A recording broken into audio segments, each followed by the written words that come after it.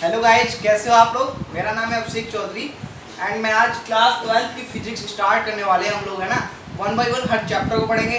अभी तक आपने क्या पढ़ा क्या नहीं पढ़ा उससे कोई मतलब नहीं है। Set T equal to 0, time को 0 सेट करो और अपनी जर्नी स्टार्ट कर दो क्लास 12 की। क्योंकि क्लास 12 में आपका टारगेट होगा किसी का 95% लाने का, किसी का 97, 98%, किसी का 90%। अब कुछ लोगों की दिक्कत ये रहती है, क्लास 12 में आते थे वो बोलते हैं कि सर हमने तो पूरी साल पढ़ाई नहीं की 11th में, 10th में पढ़ाई नहीं की, 9th में भी नहीं की, हम कैसे लाएंगे 12th में अच्छे मार्क्स। तो देखो भाई, अगर अब तक पढ़ाई की है तो बहुत अच्छी बात है, नहीं की है तो कोई टेंशन लेने वाली बात नहीं है। अब ढंग से पढ़ाई करनी बस। आपके ईयर का ये मतलब स्टडी की ईयर का लास्ट ईयर है, ठीक है। इस साल अगर अच्छे से पढ़ लिए तो ठीक है निखर जाओगे। तो इस साल अच्छे से स्टडी करनी है, ठीक है। अच्छे से हम एक एक कंसेप्ट को पढ़ेंगे। मैं भी इस जर्नी में आपके साथ हूँ और चलिए स्टार्ट करते हैं। देखो कुछ क्लास 12 के सिलेबस का हम ब्रीफ डिस्कशन करें तो कुछ इस तरीके से है। एक पार्ट है इलेक्ट्रोस्टैटिक्स का। देखो पहला चैप्टर वैसे हम इलेक्ट्रोस्टैटिक्स ही पढ़ेंगे। इलेक्ट्रोस्टैटिक्स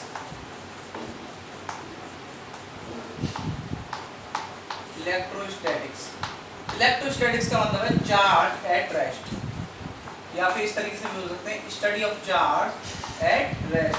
जो चार्ज रेस्ट पे है उसकी स्टडी करने वाले हैं इलेक्ट्रोस्टैटिक्स में। देखो इसमें दो भागों में डिवाइड है टोटल इलेक्ट्रोस्टैटिक्स में। एंड फिर है एक इलेक्ट्रोडायनेमिक्स। इलेक्ट्रोस्टैटिक्स एक है, देखो ये सभी आता है इलेक्ट्रोस्टैटिक्स और इलेक्ट्रोडायनेमिक्स। इलेक्ट्रोडायनेमिक्स ठीक है, इन दो भागों में चैप्टर डिवाइड्स हैं। इसमें तो वो चैप्टर आते हैं, पहला chapter and second chapter, that is electric charge and fields. Electric charge and fields. इसमें आता है electrostatic potential, electrostatic potential and capacitance. Capacitor के बारे में भी हम इसी चैप्टर में पढ़ते हैं। देखो इलेक्ट्रोस्टैटिक्स की यूनिट में दो चैप्टर आते हैं जहाँ पे चार्ज जो रुका हुआ है उसके बारे में हम स्टडी करेंगे इलेक्ट्रिक चार्ज एंड फील्ड में, इलेक्ट्रोस्टैटिक पोटेंशियल एंड कैपेसिटेंस में। अब इलेक्ट्रोडायनेमिक्स का मतलब होता है जो चार्ज मूविंग चार्ज है उसके बारे में स्टडी करते हैं। पहला चैप्टर इसमें जो आता है, ये दो चैप्टर हो गए, इसमें पहला चैप्टर आता है करंट इलेक्ट्रिसिटी। वैसे ये एनसीईआरटी में थर्ड चैप्टर है, बट इलेक्ट्रोडायनेमिक्स में जो पहला चैप्टर है वो है current electricity. And second chapter है moving charges and magnetism. Moving charges and magnetism ठीक है, शॉर्ट में लिख दिया मैंने। थर्ड चैप्टर है मैग्नेटिज्म एंड मैटर। ये दोनों बेसिकली मैग्नेटिज्म के ही पार्ट है। थर्ड ये वाला चैप्टर, सेकंड और थर्ड वाला मैग्नेटिज्म एंड मैटर। इसके बाद आप पढ़ोगे इसमें ईएमआई,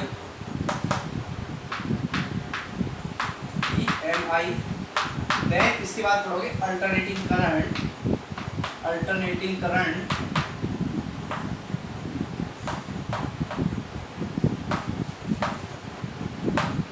जो इसके बाद लास्ट चैप्टर पढ़ोगे वो काफी इंपॉर्टेंट है, जो कि इन सभी चैप्टर को 1 2 3 4 5 और 2 7 सातों चैप्टर को लिंक बांध के रखता है, जोड़ के रखता है और सातों चैप्टर के कंसेप्ट्स को एक ही चैप्टर में एक्सप्लेन कर देता है केवल 4 थ्योरम्स के 4 फॉर्मूला से, है ना। वो चैप्टर है 8। इसके बाद EMW इलेक्ट्रोमैग्नेटिक वेव, है ना। देखो ये तो हो गई इलेक्ट्रोस्टैटिक्स की यूनिट, ये इलेक्ट्रो डायनेमिक्स की यूनिट। अगर इन दोनों को कंबाइन कर दें तो ये हो जाती है इलेक्ट्रोमैग्नेटिज्म की यूनिट। ये इलेक्ट्रोमैग्नेटिज्म की यूनिट हो जाती है। अगर इन दोनों को हम कंबाइन कर दें तो इलेक्ट्रोमैग्नेटिज्म हो जाता है।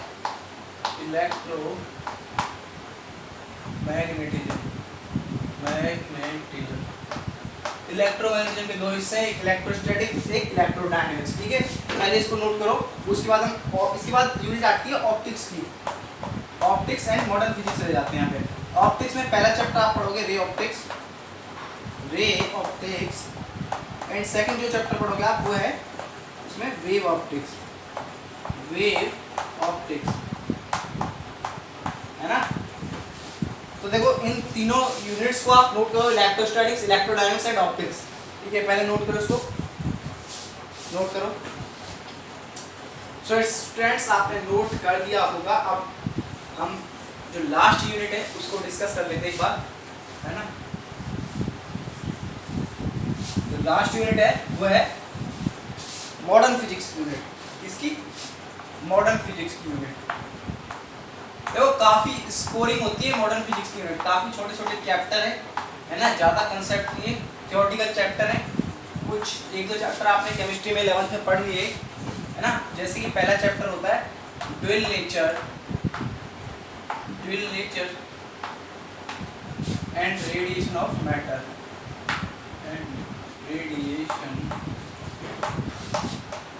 Radiation of matter, dual nature and radiation of matter, ठीक है। सेकंड चैप्टर है एटम्स, इसमें मॉडर्न फिजिक्स का सेकंड चैप्टर है एटम्स, एंड थर्ड चैप्टर इसका न्यूक्लियाई। कौन सा? न्यूक्लियाई, है ना। एंड लास्ट जो चैप्टर है फोर्थ चैप्टर वो है सेमीकंडक्टर, जिसको हम मॉडर्न फिजिक्स के अंदर ही इंक्लूड करते हैं। सेमीकंडक्टर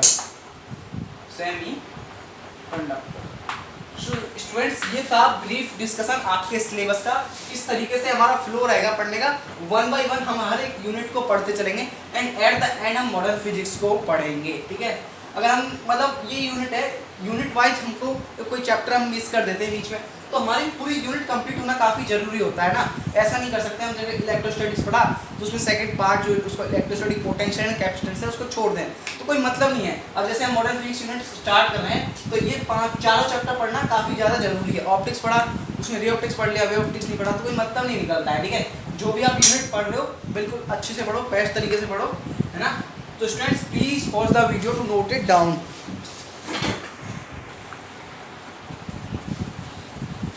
सो स्टूडेंट्स अब हम इलेक्ट्रिक चार्ज के बारे में स्टडी करने वाले हैं। देखो चार्ज के बारे में काफी लोगों को पता होगा, है ना।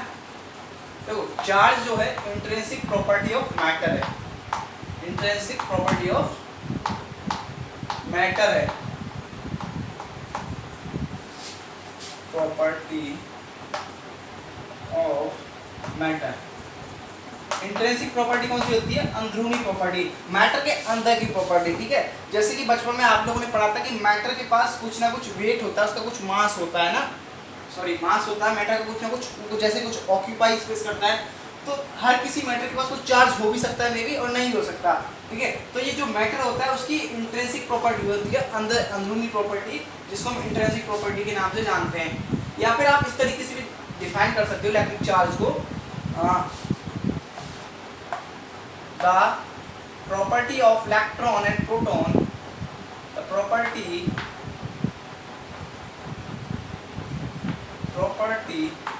of electrons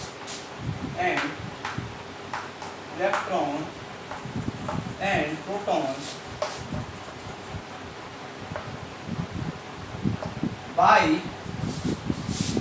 by virtue of which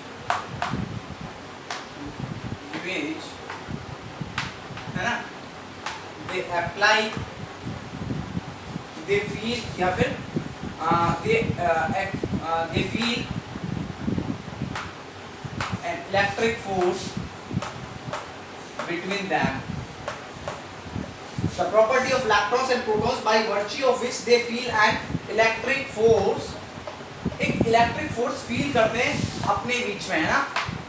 तो ये इलेक्ट्रिक चार्ज कुछ ऐसी ही प्रॉपर्टी, देखो आप लोगों को जैसे पता होगा एक पॉजिटिव चार्ज ले लूँ, एक में नेगेटिव चार्ज ले लूँ, तो दोनों चार्ज जो है अपोजिट नेचर के, क्लास 10th में भी आपने पढ़ा होगा, तो आपस में अट्रैक्ट होंगे ना। अभी सेम चार्ज ले लूँ तो रिपेल होंगे, तो कुछ ना कुछ मतलब एक इलेक्ट्रिक फोर्स उन दोनों चार्जों के बीच में लगेगा, यही बात बोल रहा है। The properties of protons and electrons due to which they feel an electric force on them या बिटवीन देम, ठीक है। नोट कीजिए आप इसको, ऑन देम या फिर बिटवीन देम, नोट कीजिए इसको। एक तो ये हो गई है ना। सेकंड डेफिनेशन हो सकती है, charge is a fundamental property of matter by virtue of which two bodies either attract or repel each other. और charge is a fundamental property of matter by virtue of which charge is a fundamental property of matter by virtue of which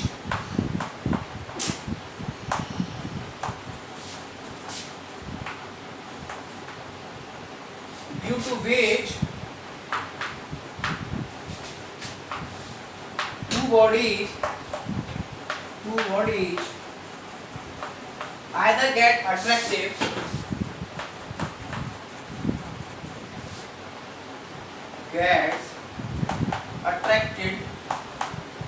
or repelled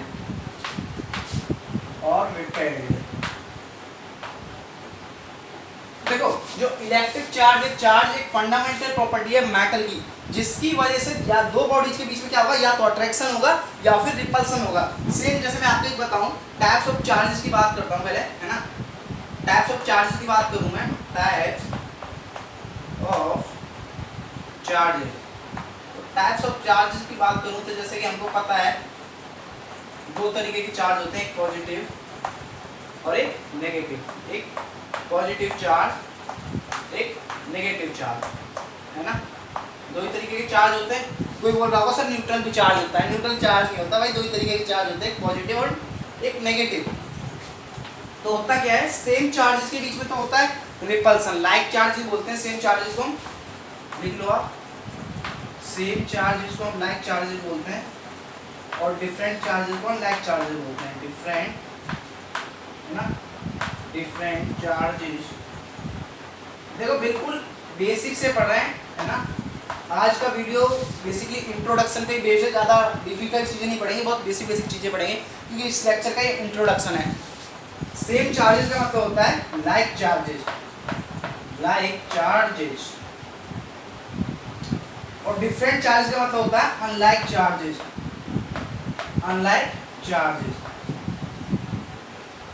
ठीक है, इसको note करो मैं।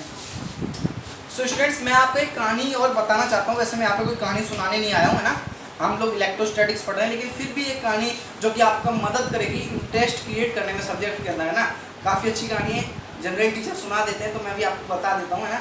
आप लोगों ने सोचोगे सर ने कोई कहानी नहीं बताई इलेक्ट्रिक चार्ज की। तो देखो बचपन में क्या होता था, कुछ आप कॉम्ब वगैरह लेते थे तो उस कॉम्ब को आप हेयर से रब करते थे तो टिनी पीसेज ऑफ पेपर्स को अट्रैक्ट कर लेता था। कभी ये एक्सपेरिमेंट हम आपको करके भी दिखाएंगे, है ना। तो टिनी पीसेज ऑफ पेपर्स को अट्रैक्ट कर लेता था, लेकिन तब हम उस कॉम्ब को अपने हेयर से अट्रैक्ट नहीं करें तो और कॉम्ब को टिनी पीसेज ऑफ पेपर्स के पास लेके जाएं तो क्या होगा, वो अट्रैक्ट नहीं होते हैं। और बाद में जब उसको रब कर लें हम हेयर्स के साथ में तो वो अट्रैक्ट हो जाते हैं। तो भाई इसका क्या रीज़न है, वो पहले अट्रैक्ट क्यों नहीं हो रहे थे और बाद में अट्रैक्ट क्यों हो गए, तो इसका रीज़न क्या है, आपको रीज़न बताना है। तो देखो रीज़न इसका कुछ भी नहीं, सिंपल सा लॉजिक है। पहले जो कॉम्ब था वो इलेक्ट्रिकली चार्ज नहीं था, तब तक उसे हमने हेयर से रब नहीं किया, वो इलेक्ट्रिकली चार्ज नहीं था। जैसे ही हेयर से रब किया वो इलेक्ट्रिकली चार्ज हो गया और उससे वो टिनी पीस ऑफ पेपर क्या हो गए, अट्रैक्ट होने लग गए, है ना।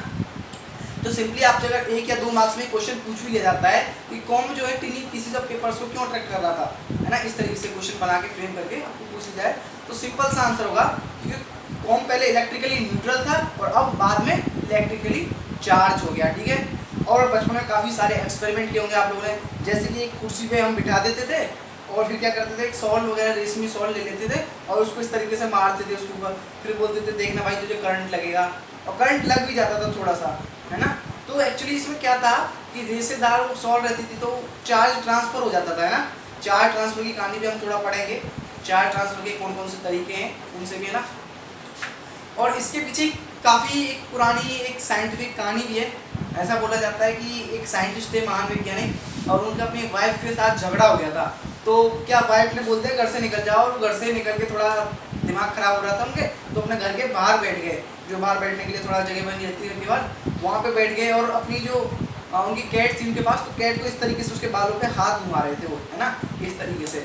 एंड उसके बाद वाइफ को थोड़ा गुस्सा आ रहा होता है, तो वाइफ पोछा लगा के आती है और वो क्या करती है, पोछे का पानी अपने हस्बैंड जो साइंटिस्ट थे उनके ऊपर फेंक देती है। तो क्या होता है, वो जब कैट के ऊपर ऐसे हाथ घुमा रहे थे तो वो पत्नी गीली होती है, भाई वो कपड़े मतलब पोछा लगा दी होती है, कपड़े गीले रहते हैं थोड़े से, तो उसको क्या करंट लगता है इस तरीके से। तो फिर उसकी पत्नी बहुत डर जाती है बहुत ज़्यादा कि यार ये क्या हुआ, करंट लग गया मुझे, मतलब है ना, ये क्या हुआ। तो फिर से मतलब यहाँ पे जो चीज़ क्या है कि करंट क्यों लगा, हम लोग जो कंसेप्ट समझने की कोशिश कर रहे हैं वो ये है कि उसकी पत्नी को, साइंटिस्ट की पत्नी को करंट क्यों लगा। तो देखो भाई, करंट उसको इसलिए लगा, तो वो इस तरीके से हाथ घुमा रहे थे अपनी कैट के ऊपर। तो क्या हुआ, उसके रेशमी बाल होते हैं कैट के, तुझे पता है थोड़े से इस तरीके से, है ना। तो उससे क्या हो गया, वो जो चार्ज ट्रांसफ़र हो गया, कैट के पास कुछ चार्ज आ गया और कुछ आदमी के पास से चला गया। तो जो चार्ज ट्रांसफ़र का प्रोसेस था, है ना, इलेक्ट्रिकली चार्ज हो गया, और जिस वजह से जैसे ही उसने पानी फेंका तो उसको करंट महसूस हुआ, है ना। तो स्टूडेंट्स, ये हमारी थोड़ी सी कहानी थी जो मैंने आपको इंटरेस्ट क्रिएट करने के लिए बता दी। सब्जेक्ट में आपका इंटरेस्ट क्रिएट करने में काफ़ी मदद करती है। तो आप पहले इसको नोट कर लीजिए, उसके बाद डिस्कस करते हैं ऐसा यूनिट वगैरह और एक इम्पोर्टेंट चीज़, ठीक है, नोट कर दो आप इसको।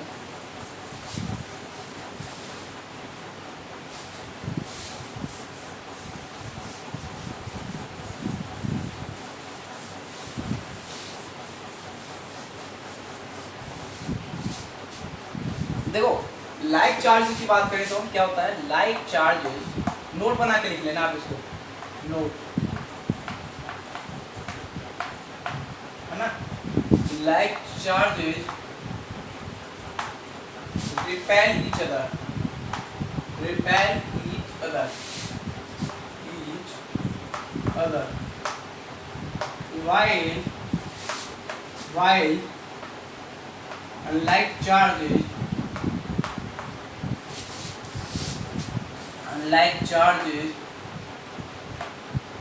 attract each other।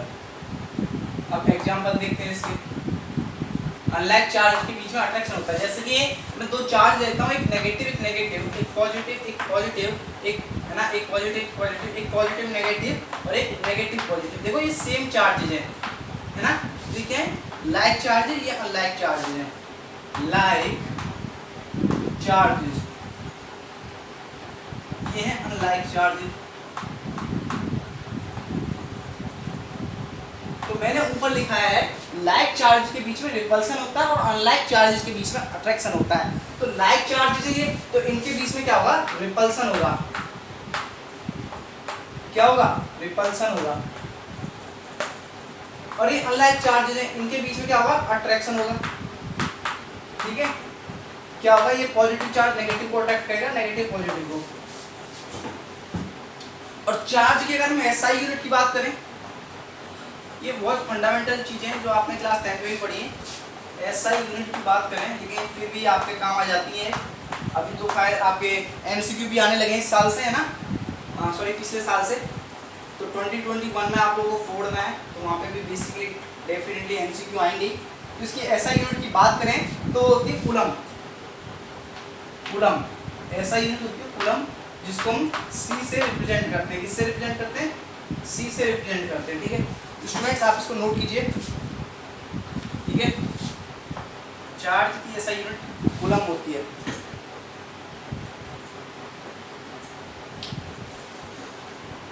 ठीक है, और ये चार्ज है जो ये एक स्केलर क्वांटिटी है।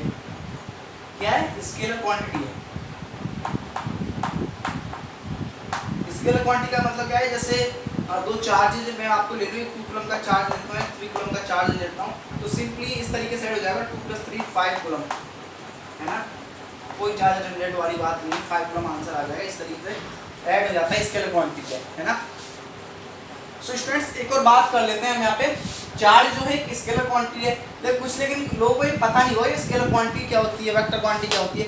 तो देखो क्लास 9th में पढ़ी होंगी आपने, 10th 11th में भी पढ़ी होंगी, अब 12th में फिर भी मैं एक बार जल्दी से रिकॉल करा देता हूँ। स्केलर क्वांटिटी वो क्वांटिटी होती है जिनके पास खाली मैग्नीट्यूड होता है। Scalar quantities are those quantity which are having only magnitude. जैसे एग्जांपल के लिए ले, डिस्टेंस, है ना, स्पीड। जैसे मैं बोल देता हूँ एक गाड़ी 25 किलोमीटर की स्पीड से जा रही है, तो यहाँ पे मैंने एक मैग्नीट्यूड बताया, कितनी स्पीड से जा रही है, 25 किलोमीटर की स्पीड से जा रही है, 25 किलोमीटर प्रति घंटे की स्पीड से जा रही है। ठीक है, मैग्नीट्यूड तो मैंने बता दिया, लेकिन मैंने डायरेक्शन नहीं बताई, ईस्ट में जा रही है, वेस्ट में जा रही है, किधर जा रही है, कोई डायरेक्शन पर्टिकुलर मैंने नहीं बताई है। यहीं पे मैं एक पर्टिकुलर डायरेक्शन बता दूं कि एक गाड़ी 25 किलोमीटर की गति से, प्रति घंटे की गति से ईस्ट डायरेक्शन है, पूर्व दिशा में जा रही है, तो मैंने एक पर्टिकुलर फिक्स डायरेक्शन बता दी। तो ये हो गई वेलोसिटी, जो होती है vector quantity. Vector quantities are those quantity which are having both magnitude and direction. अगर मैग्नीट्यूड के साथ डायरेक्शन भी है तो वो वेक्टर क्वांटिटीज कहलाती हैं। और स्केलर क्वांटिटीज कौन सी होती हैं, जिनके पास खाली मैग्नीट्यूड होता है, डायरेक्शन नहीं होती है। सिंपल सा लॉजिक है, स्केलर क्वांटिटीज में डायरेक्शन नहीं होती है, वेक्टर क्वांटिटीज में डायरेक्शन भी होती है। तो चार्ज की कोई डायरेक्शन नहीं होती। यहाँ से सीधी सी बात हमें ये समझ में क्या आई, स्केलर क्वांटिटीज का क्या मतलब है, चार्ज का खाली मैग्नीट्यूड है 5 कूलम, कुछ डायरेक्शन नहीं है कि भाई ईस्ट डायरेक्शन में ही फ्लो करेगा, वेस्ट में इधर साइड ही करेगा, कोई डायरेक्शन नहीं है ना। नोट करो आप इसको, तब तक नोट करो। उसके बाद यहाँ पे एक इम्पोर्टेंट नोट लिखते हैं, देखो एक इम्पोर्टेंट नोट लिखते हैं, जो चार्ज है वो हमेशा मास के साथ ही आएगा, है ना, बट इसका कन्वर्स ट्रू नहीं है। देखो कोई ऑब्जेक्ट है, उसके पास, जैसे ये एक ऑब्जेक्ट है, इसके पास कुछ चार्ज है ना, तो इसके पास कुछ ना कुछ डेफिनेटली मास भी होगा। चाहे कितना ही छोटा मैं ऑब्जेक्ट ले लूँ, बहुत टिनी पार्टिकल ले लूँ, अगर उसके पास कुछ चार्ज है तो डेफिनेटली उसके पास कुछ ना कुछ मास होगा। मास वाला कंसेप्ट आपने केमिस्ट्री में पढ़ा हुआ है कि कितना भी छोटा पार्टिकल ले लें उसका डेफिनेटली कुछ ना कुछ मास होगा। तो सिमिलरली हम यहाँ पे नोट में क्या लिखेंगे, charge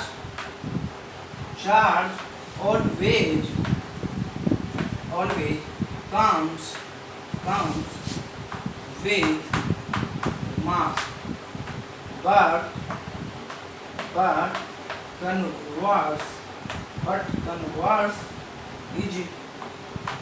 converse may or may not be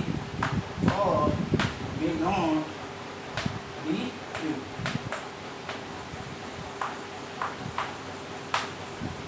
देखो चार्ज जो होगा हमेशा, उसके कोई ऑब्जेक्ट है, पार्टिकल है, उसके पास कोई चार्ज है तो डेफिनेटली मास जरूर होगा, उसके पास मास जरूर होगा। लेकिन कोई पार्टिकल है उसके पास कुछ मास तो होगा ही होगा, और उसके पास चार्ज भी हो, ये जरूरी नहीं है, ये डेफिनेटली हो भी सकता है, नहीं भी हो, कोई डेफिनेटली नहीं है कि होगा ही होगा। ठीक है, लेकिन ये डेफिनेट है कि अगर किसी पार्टिकल के पास कुछ चार्ज है तो मास उसके पास जरूर होगा। So students please pause the video to note it down, note कीजिए।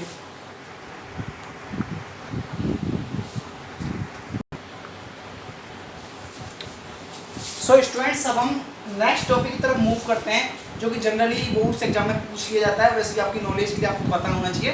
चार्ज और मास में डिफरेंस क्या है। देखो चार्ज और मास में डिफरेंस क्या है ना, तो ये थोड़ा देख लेते हैं। तो इसमें पहला डिफरेंस है, ये हमेशा ये पॉजिटिव भी हो सकता है, चार्ज जो है नेगेटिव भी हो सकता है, और जीरो भी हो सकता है ना, और जीरो, ठीक है, जीरो भी हो सकता है। लेकिन जो मास है ये ऑलवेज क्या होगा, पॉजिटिव होगा, हमेशा क्या होगा, पॉजिटिव होगा। सेकेंड चीज क्या है, देखो चार्ज जो है इंडिपेंडेंट होता है स्पीड का, ये स्पीड पे डिपेंड नहीं करता। Charge is independent of speed.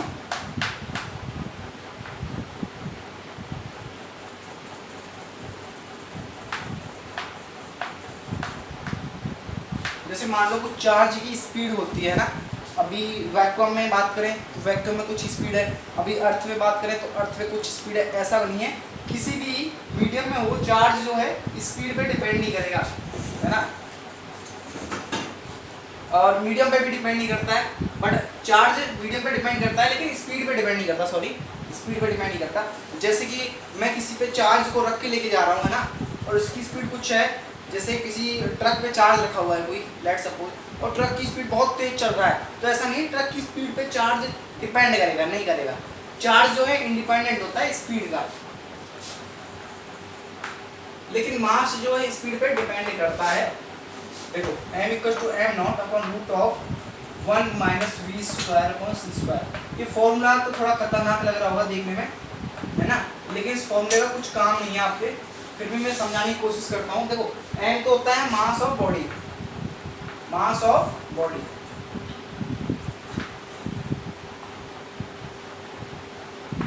m not होता है रेस्ट मास, रेस्ट मास, जो मास रेस्ट पे है। तो c होती है स्पीड ऑफ लाइट, c होती है speed of light,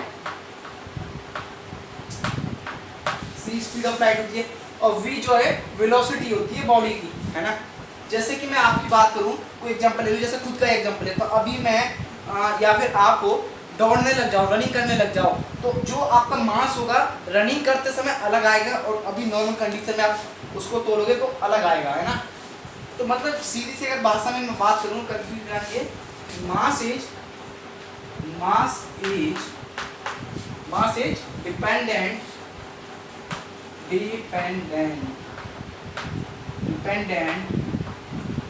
speed of light, है ना। Mass is dependent on speed, इसको आप नोट करेंगे, मास जो है डिपेंड करता है स्पीड पे। और जो c की वैल्यू होती है वो होती है c = 3 × 10⁸ मीटर पर सेकेंड, ठीक है भाई। स्पीड ऑफ लाइट बहुत ज़्यादा होती है, बहुत ही ज़्यादा होती है, 3 × 10⁸ मीटर पर सेकेंड, करीबन ऐसा बोला जाता है 13 किलोमीटर प्रति घंटे की, 11.2 किलोमीटर की प्रति घंटे की रफ्तार से, सॉरी पर सेकेंड की रफ्तार से अगर कोई भी चीज़ उससे ज़्यादा से थोड़ी सी 11.3 मान लो, और 11.3 किलोमीटर प्रति सेकेंड की स्पीड से हम किसी चीज़ को ऊपर की तरफ फेंक दें, तो क्या होगी, वो स्पेस में चली जाएगी, ऐसा बोला जाता है ना। और ये c = 3 × 10⁸ मीटर पर सेकेंड, ये तो बहुत ज़्यादा हो गई। सो स्टूडेंट्स आप इसको नोट करो। थर्ड प्रॉपर्टी है, चार्ज जो है क्वांटाइज्ड है।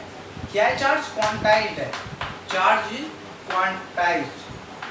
और जो मास की बात करें हम, मास की बात करें तो मास में क्या है, क्वांटाइजेशन, इस पे बात चल रही है अभी, हम बोल नहीं सकते कि मास भी क्वांटाइज्ड है, तो इसमें लिखेंगे हम क्वांटाइजेशन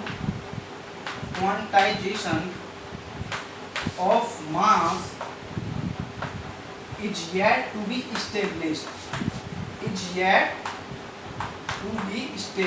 अभी उस पर बात चल रही है, ऐसा हम बोल नहीं सकते कि वो क्वांटाइज है या नहीं है ना, इसे रिसर्च जारी है इस पे। एंड चौथा है, charge is conserved,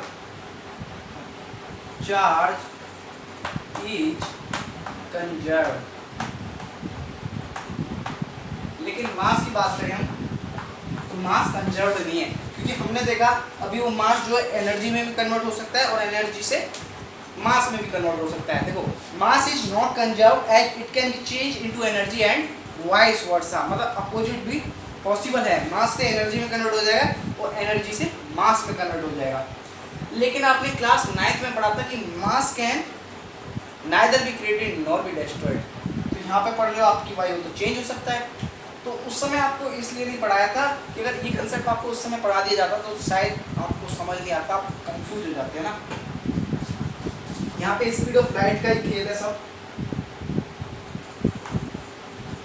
mass can be change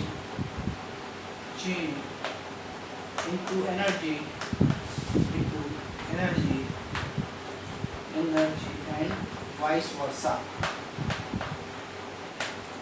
vice versa का मतलब होता है अपोजिट भी ट्री हुआ है ना, मास से एनर्जी में कन्वर्ट हो जाएगा और एनर्जी से मास में भी कन्वर्ट हो जाएगा, यही वाइस वर्सा का मतलब है ना। सो स्टूडेंट्स आप इसको नोट कीजिए। So students please pause the video to note it down.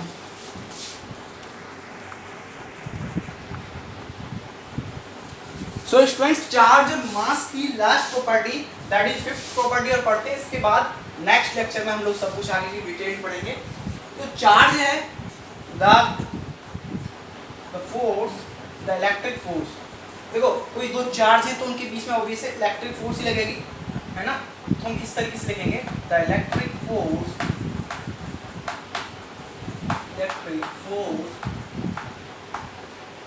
Between two charges charges can be either attractive, can be either attractive, can be either attractive or repulsive, or repulsive.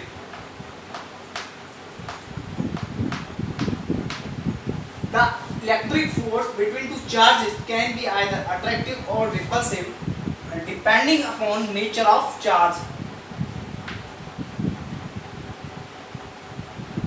Depending on nature of charge,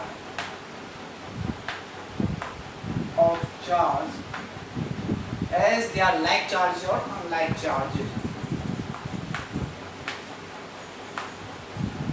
They are like charges और unlike charges.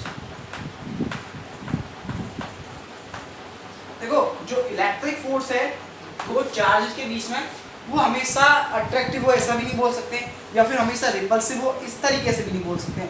वो attractive भी हो सकती है, repulsive भी हो सकती है, डिपेंड करेगी चार्जेस पे। सॉरी, किस पे डिपेंड करेगी? चार्जेस पे डिपेंड करेगी। चार्ज अगर लाइक होंगे तो क्या होगा? रिपल्सन होगा, रिपल्सिव फोर्स होगी उनके बीच में। अगर अनलाइक होंगे तो अट्रैक्टिव होगी, अट्रैक्ट करेंगे एक दूसरे को, है ना। तो इसलिए मैंने लिख दिया as they are like charges और अनलाइक चार्जेस। इस चीज